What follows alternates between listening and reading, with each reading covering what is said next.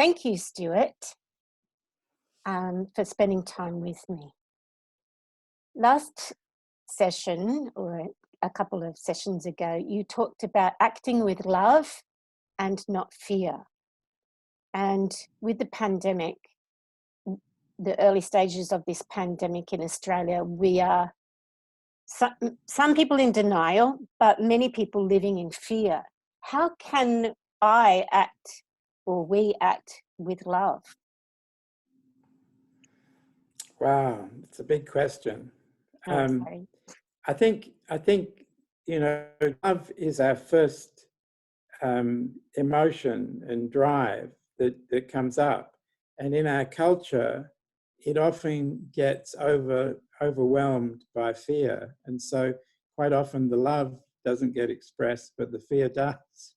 Mm. And I didn't think about this really until I read a statement from a psychologist called Lawrence Lashan, who's basically said, if you boil it all down, at any moment, you have a choice of acting on fear or acting on love.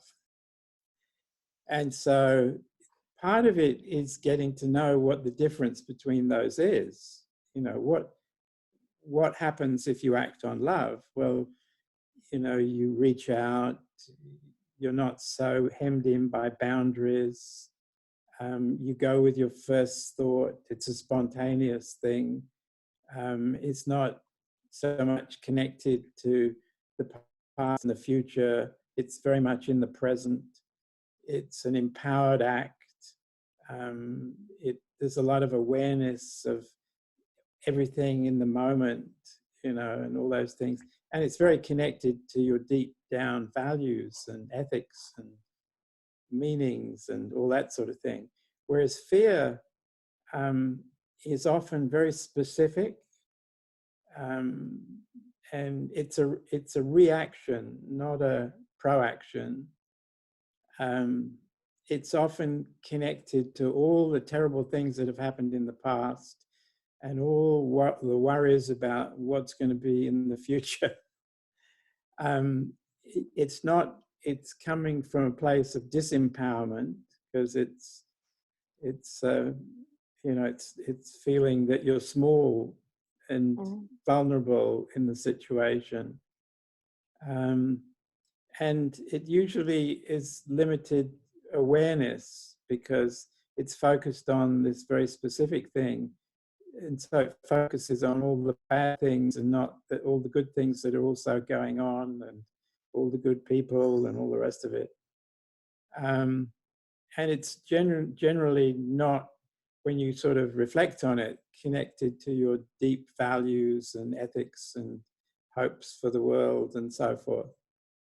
So, once you have that understanding, you sort of puzzle, well, why would I ever act on fear rather than love? And it's not that there's no role for fear. Certainly, if something is falling down on top of you, it's an awareness of the fear of it landing on you that helps you get out of the way.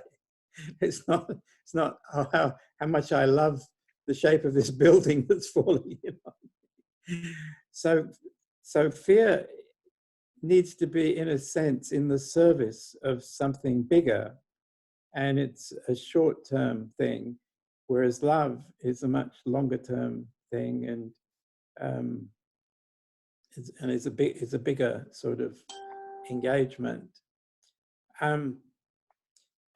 Now, in a previous conversation, we talked about boldly lying about things that you've done that you haven't done as a way of connecting.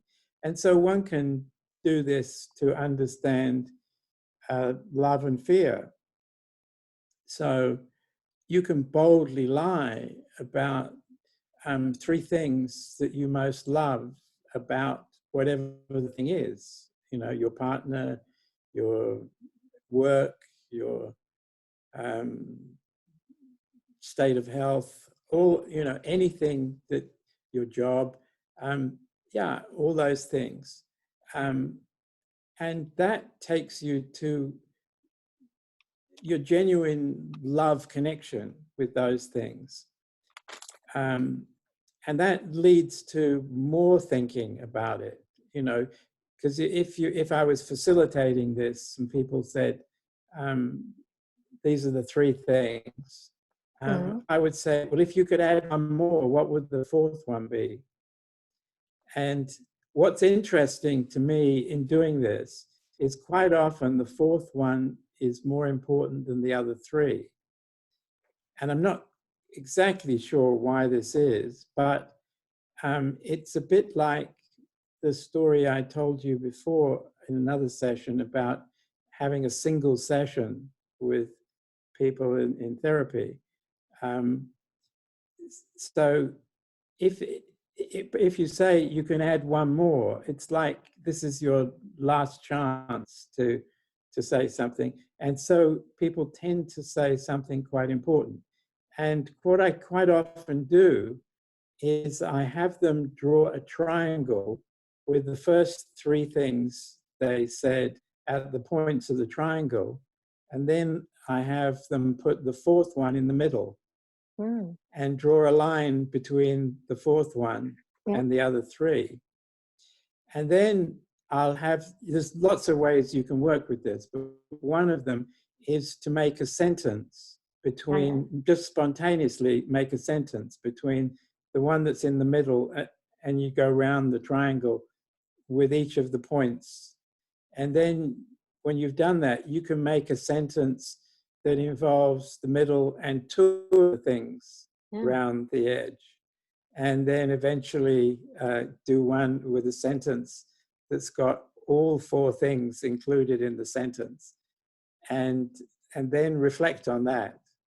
And it's such a rich picture. You know, usually people have got a sentence that could be the basis of a book, or a piece of music, or a painting, or something they haven't yet got around to saying to somebody they love. Yeah. And having people share their one sentences, if you do it in a group, is an incredibly powerful experience, because people,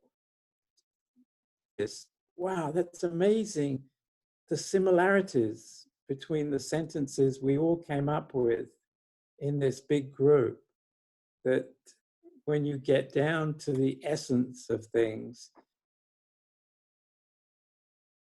oh no, I've lost there's you. usually our essence is similar. Oh, and that's the other thing, I just did it. When you do one of these things, is to go, ha ha. Ha And that's a real test if you've done it. If you haven't really done it and you say go ha ha, people go ha ha. They don't do a real ha ha, which comes right up from your gut. Is that related to aha?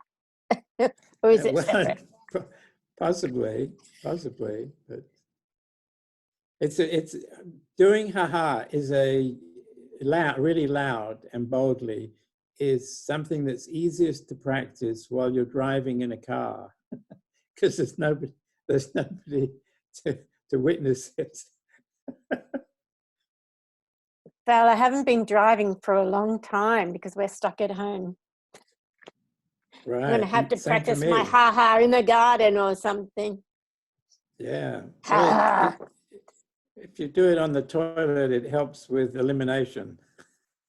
That's more like aha.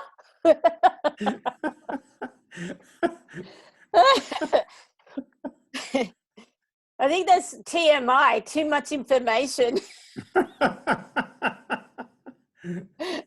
Oh dear.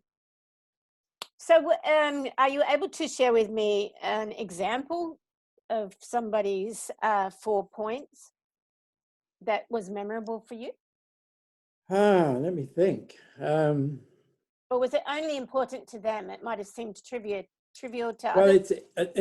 it's the same as with the lying thing. You know, people say, what's a small, meaningfully important thing to do? Well, only the person asking the question can know. So the lying approach enables them to articulate that. And so where for example, I used to do it with all my students who were starting to do a research project, like a PhD or a master's research. And I would go through a process, and then I would say, what are the 3 things that this thesis is investigating? And they would do that, and I would do the triangle. And then I would say, what's one more? And they would put it in the middle. Well, quite often in the middle, there would be things like the word love, or wisdom, or ethics, or sustainability. So around the edge, there might be solar energy and recycling and water conservation or something. And then, it would take the 4th one to get to the word sustainability or ecological sustainability. So that would be an example. Thank you. Thanks for sharing. Where it's interesting to do, I mean, particularly in relation to the current situation, is in relation to our health. Right. And the difficulty with all these things is, for me, for example, it's really easy for me to do these with other people as I'm doing it with you. Doing it for myself is much more difficult. So I'm always looking for somebody who could facilitate me doing it, not me facilitating somebody else doing it. And so, for example, if I brainstorm, think about what I do to make myself healthy, I think about eating well and exercising well and sleeping well, maybe, and all those things. And if I then say, what's this, another one, if you could add one more. And the word that just came into my head was pause.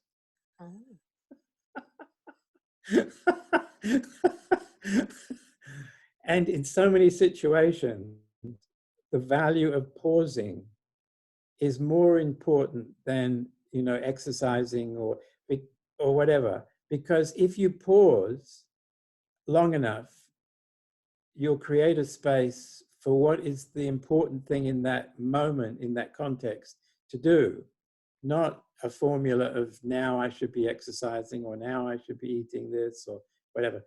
But it's something, unique that spontaneously comes up in that moment. So that for me is a very powerfully or very meaningful experience for me, is to think of pausing. I'm a bit afraid to pause. In the current situation, I feel if I pause, I might cry. And that may be the most healing thing to do. Yeah. I mean, I recognize that because I experience you the edge of tears a lot of the time.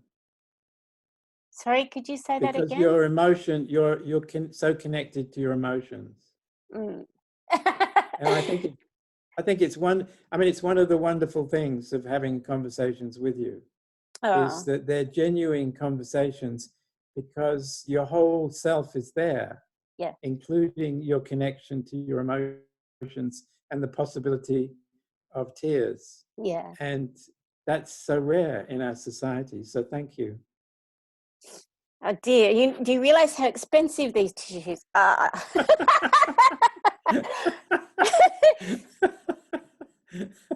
I'm going to have to reuse the tissue now.